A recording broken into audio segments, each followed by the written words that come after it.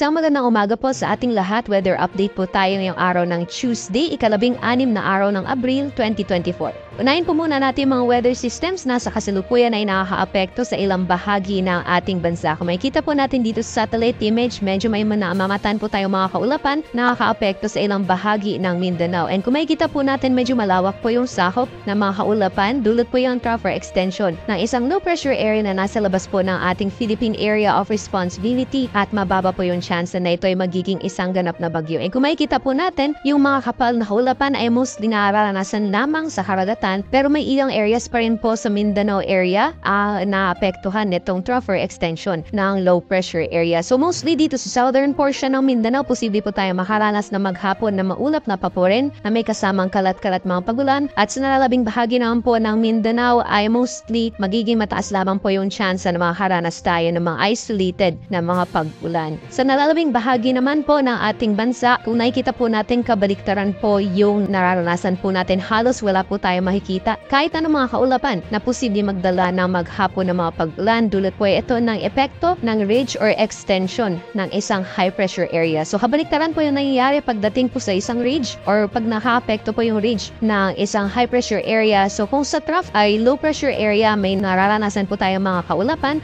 Sa ridge naman po, nagiging madalang yung mga kaulapan at mas mababa po yung chance na makaranas tayo ng mga pagulan. Kaya asahan po natin dahil posible po medyo magiging mababa po yung chance na may mga kaulapan na mabubuo, lalong-lalo na silang bahagi ng Northern at Central Luzon. Magiging mainit po yung panahon at matataas po ng mga maximum temperatures ang mararanasan natin ngayong araw. So generally, fair weather conditions po tayo sa nalalabing bahagi ng ating bansa at may mga chance pa rin po na mga isolated mga pagulan.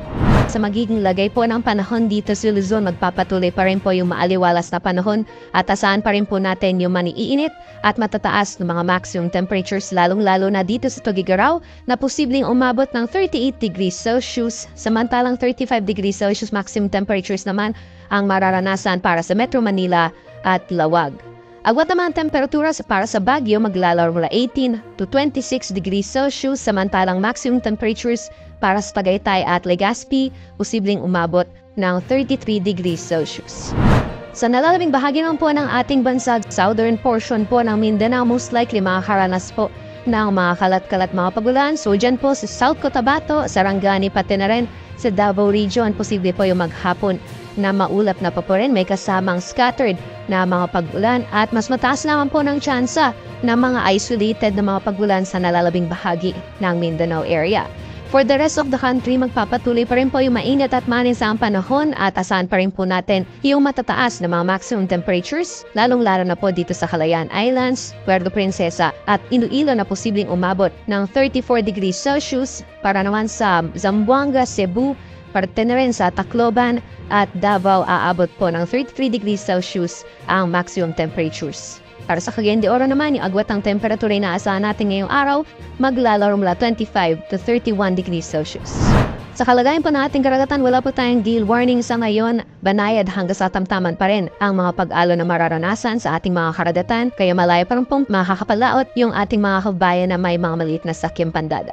At hanggang sa darating na Biyernes, asahan po natin dito sa Luzon, magpapatuloy pa rin po yung mainit na panahon sa malaking bahagi ng Luzon area. So pamapiling syudad sa Metro Manila, Baguio City at Legazpi City, asahan pa rin po natin yung matataas na mga maximum temperatures, matataas na temperatura. For Metro Manila, posibleng umabot ng 35 degrees Celsius maximum temperatures hanggang sa darating na Biyernes at 33 degrees Celsius naman ang maximum temperatures na aabot dito sa Legazpi City. Agwat pa ng temperatura para sa Baguio City naman hanggang sa darating na Biyernes ay posibleng maglaro mula 17 to 26 degrees Celsius. Ngayon din sa magiging ilagay ng panahon sa mga pining syudad dito sa Visayas, dahil wala po tayong inaasahan na sama ng panahon na posibleng magdala na maghapon ng mga pagulan hanggang sa darating na Biyernes, patuloy pa rin po yung mainit na panahon at may mga tsansa pa rin po na mga panandali ang buhos ng ulan, lalong-lalo na sa hapon o sa gabi. At yung maagwat pa rin po ng temperatura natin, asahan pa rin po natin medyo may kataasan pa rin yung mga maximum temperatures, lalong-lalo na dito sa Metro Cebu at Tacloban na posibleng umabot ng 33 degrees Celsius maximum temperatures at sa Iloilo naman posibleng umabot ng 34 degrees Celsius ang maximum temperatures. Samantalang dito sa mga pining syudad sa Mindanao area for Metro Davao, hanggang bukas po makakaapekto pa rin yung trough or extension na isang low pressure area, kaya makakaranas pa rin po tayo ng mga kalat-kalat mga pagulan,